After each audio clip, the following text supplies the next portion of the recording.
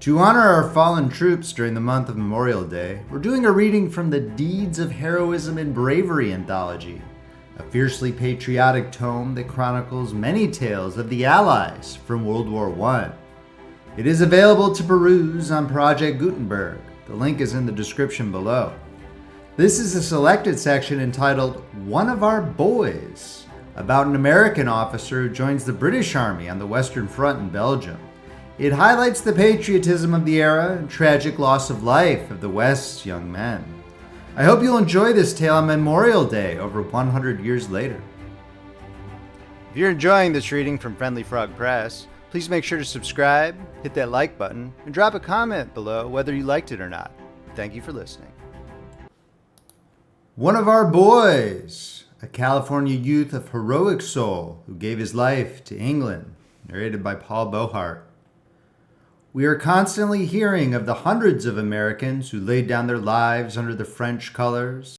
It was part of the debt we owed France.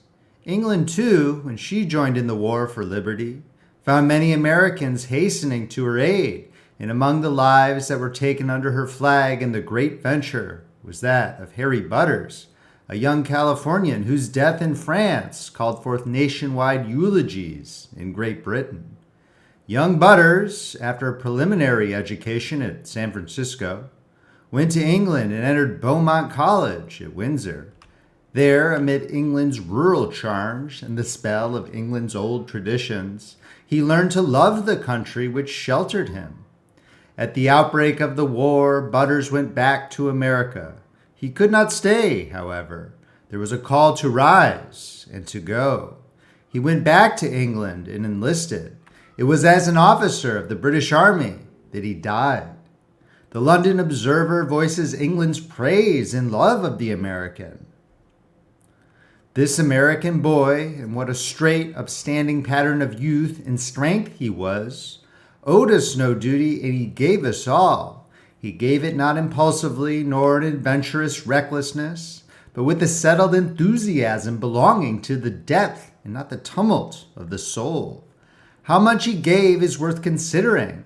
His personal endowments and opportunities were such that when he made up his mind to quit everything in his bright California and to come into the war, his choice was heroic in the fullest sense of that word. When he went back to America after leaving college, he was a young man of mark, framed to excel both in sport and affairs.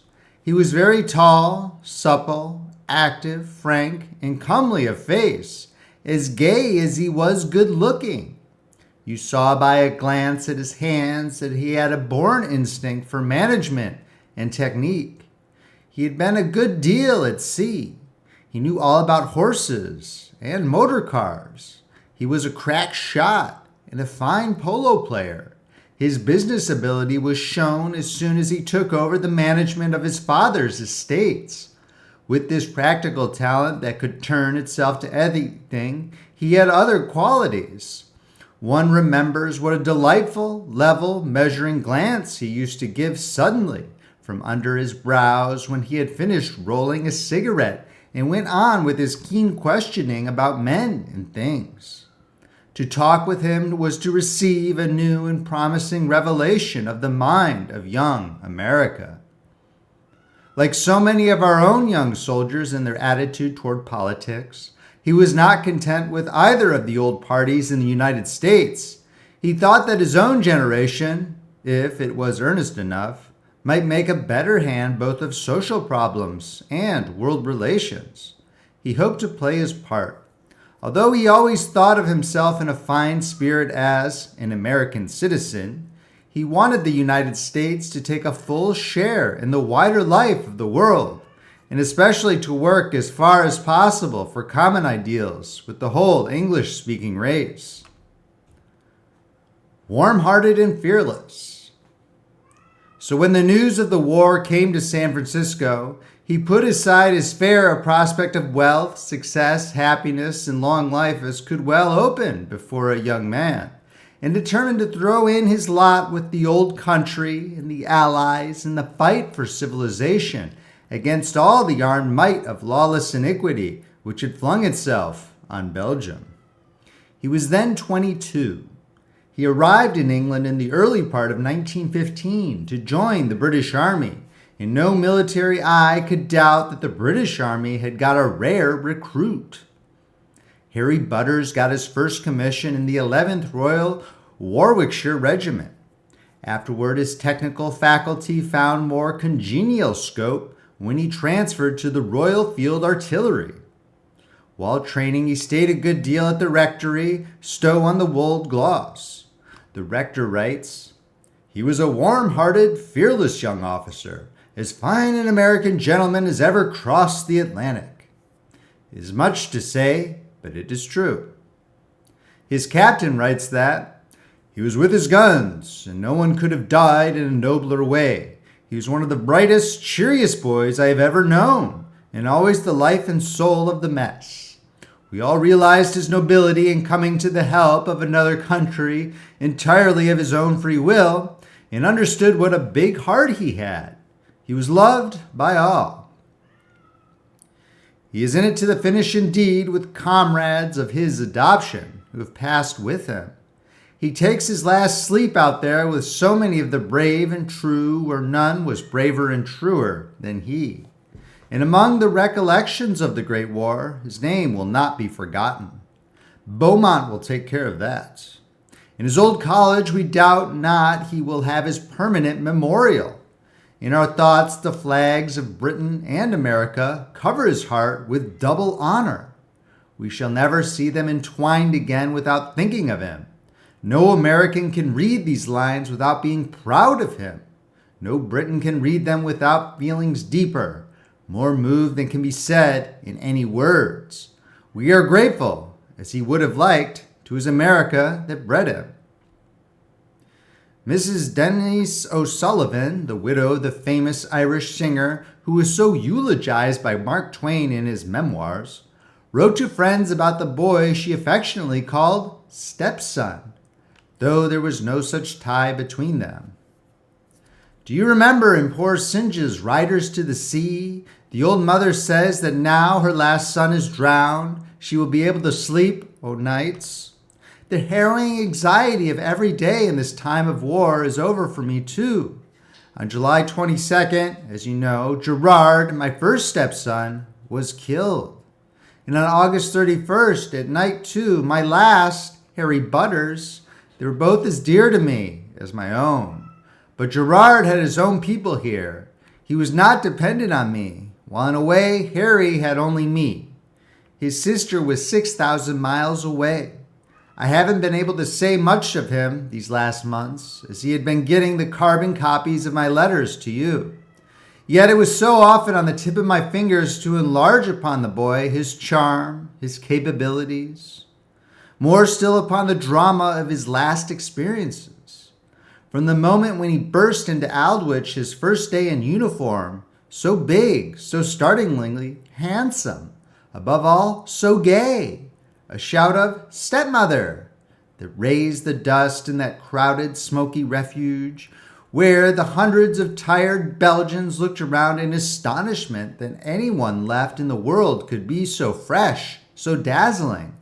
Through those months of his watch beside his guns, or directing fire from its exposed shell-swept hillside, that awful moment when the enemy found the range and poured death down upon the shelter that was no shelter. When all the other officers within call took refuge there, 14 in all, Harry, the youngest, but the one who dashed out under fire to carry what was left of one of his telephonists to the first aid station. A poor mangled mass of humanity, still breathing and crying out, a deed that in a smaller war would have meant the Victoria Cross. But in this, only one of 1,000 such daily. After it, his sudden collapse from the shock. No one knew it, stepmother. I managed to bluff it through. But his colonel had been through the same experience and backed the doctor up in sending him to the base for a few days.